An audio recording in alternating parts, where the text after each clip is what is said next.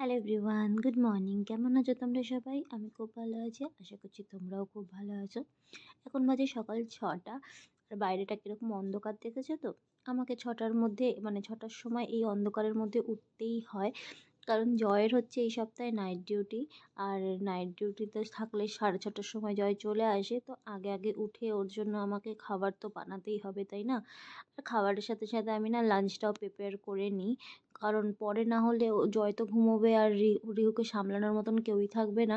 তখন না রিহু খুব মানে জ্বালাতন করে, রান্না করতে দেয় না ঠিক মতন, কোনো কাজও করতে দেয় না। তো ওর সাথেই খেলতে হবে সারাক্ষণ।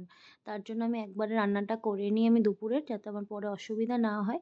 আর এখন বেশ ঠান্ডা তো পড়েই গেছে, আর এই ঠান্ডার মধ্যে না রিহু তাই একটু বেশি বেশি ঘুমোচ্ছে, জানো তো। তাই আমি যখন ঘুম থেকে উঠে আসি তখন না রিহুর পাশে একটা কোলবালিশ রেখে আসি। তো ও আর বুঝতে পারে না যে ওর মা উঠে চলে গেছে। তো ও কিন্তু ওই কোলবালিশটা নিয়ে জড়িয়ে ধরেই শুয়ে থাকে। তারপরে ওর বাবা যখন আসে তখন কিন্তু আমার কোলবালিশটা সরিয়ে ওর বাবা শুয়ে পড়ে। তারপরে আবার বাবাকে ধরে কতক্ষণ শুয়ে থাকে। তো কাউকে একটা জাস্ট চায় ভোরবেলার দিকে যে আমার সাথে শুয়ে থাকবে। তো কিছু করার নেই, ওইভাবেই আমাদের চলতে হয়। আজকে বানাবো আমি ডাল ফ্রাই বানাবো, অরহর ডাল দিয়ে ডাল ফ্রাই করব, আর একটু বাঁধাকপি করব, আর কিছু করব না। আর জয়ের জন্য তো রুটি করব, আর রুটি তো খাওয়ার সময় করে দিই, আর এখন তো ব্রেকফাস্টে রুটি করে দেবো, সেটা খেয়ে ঘুমিয়ে পড়বে। জানো তো, ভেবেছিলাম যে বাঁধাকপি দিয়ে আজকে ব্রেকফাস্টে রুটি দেবো, তবে আমার মানে রান্নাটা এইভাবে এগোচ্ছে মানে একের পর এক। তো বাঁধাকপিটা হতে দেখলাম অনেকটা টাইম লেগে যাবে, আগে ডাল হয়েছিল, আর ডালটা যেহেতু একটু ভারী ভারী হয়, তাই জয়কে জিজ্ঞাসা করলাম যে ডাল দিয়ে রুটি দিয়ে দেবো, বললো কি হ্যাঁ দিয়ে দিতে। তাই আমি ডাল দিয়ে ওকে ব্রেকফাস্ট আজকে রুটি দিয়ে দিয়েছিলাম। এখন চলো ওর জন্য ফটাফট দুটো রুটি সেঁকে নিই। আর ওইদিকে তো চাও বসিয়েছি, দুজনে মিলে একটু আগে চাও খেয়ে নিয়েছি।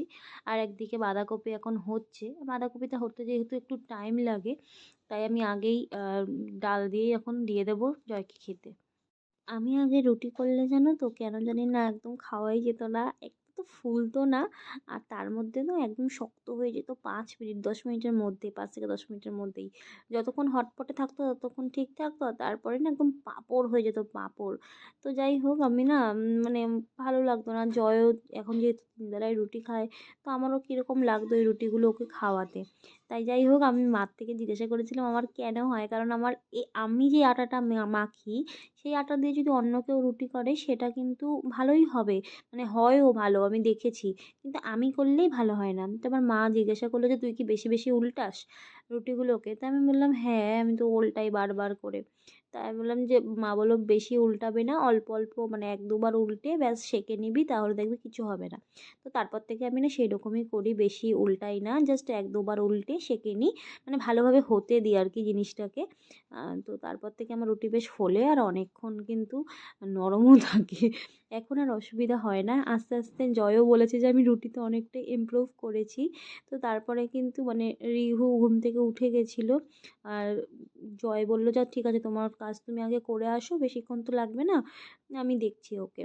তো ওরা দুজন বিছানার মধ্যে বসেছিল, বসে বসে দুষ্টুমি করছিল দুজন বাপ আর ছেলে। তো আমি তাড়াতাড়ি করে ঘর দুয়ার ঝাঁট দিয়ে মুছে আমি স্নানটা করে নিয়েছি, আর জয় ওখানে ঘুমিয়ে পড়েছে। রিহুকে আমি ওপরে খাওয়াতে নিয়ে এসেছি।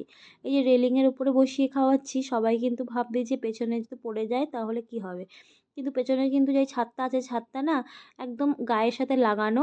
তো যদি ও পড়েও যায়, ও শুয়ে পড়বে, এর থেকে বেশি কিছু হবে না। সামনের দিকে তো আমি দাঁড়িয়েই আছি, আমি তো ধরে নিতেই পারবো। এখানে বসে খেলেও চুপচাপ খায়, না হলে না পুরো ছাদ আমাকে দৌড় করিয়ে ছুটিয়ে ছুটিয়ে বেড়ায়।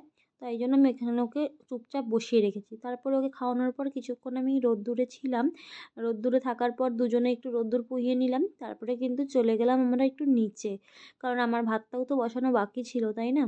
তো দেখো ওর দুষ্টুমিটা, ও কত দুষ্টুমি করছে। ওই চেয়ারের মধ্যেও উঠবে, কেন চুপচাপ বস, সেটা বসবে না। তো চলো আজকের ব্লগটা এই অবধি, ভালো লেগে থাকলে সাবস্ক্রাইব করে দিও। Okay bye.